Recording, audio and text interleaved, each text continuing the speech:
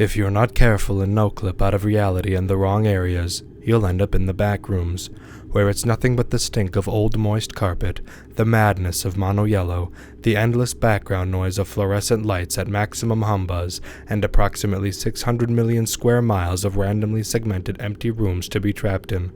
God save you if you hear something wandering around nearby, because it sure as hell has heard you.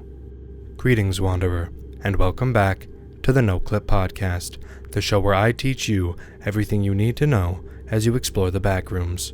In this episode, I will be going over different entity classifications and entity habitats. Entities are classified by 4 categories: its number, name, hazard, and habitat. Number, as the name suggests, refers to the numerical notation of an entity. Name is what the entity is known as.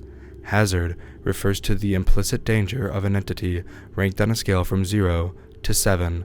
Lastly, habitat refers to how often you'll encounter the entity. I will not be talking about any entities in specific, only showing some basic terminology that you should know as we go forward. To start, let's go through the 10 current entity classifications. If an entity is Class 0, it is harmless and does not pose a threat at all. If an entity is Class 1, it is not aggressive, but can cause injuries to wanderers. If an entity is Class 2, it is not typically aggressive, but could be provoked into injuring wanderers. If an entity is Class 3, it is aggressive, but not notably dangerous. If an entity is Class 4, it is aggressive. If an entity is Class 5, it is treacherous and extremely dangerous, avoid at all costs. If an entity is Class 6, it is substantially treacherous, and it is best to avoid these entities at all costs. If an entity is Class 7, it is mythological, and the creature is currently prohibited. If an entity is Class Psi, be aware for mental hazards. It is recommended to be cautious around these entities. If a creature is Class Variable, that means that its hostility varies. If an entity is undetermined, that means that it has abnormal properties or is undocumented. And now, let's get into the 11 current entity habitats.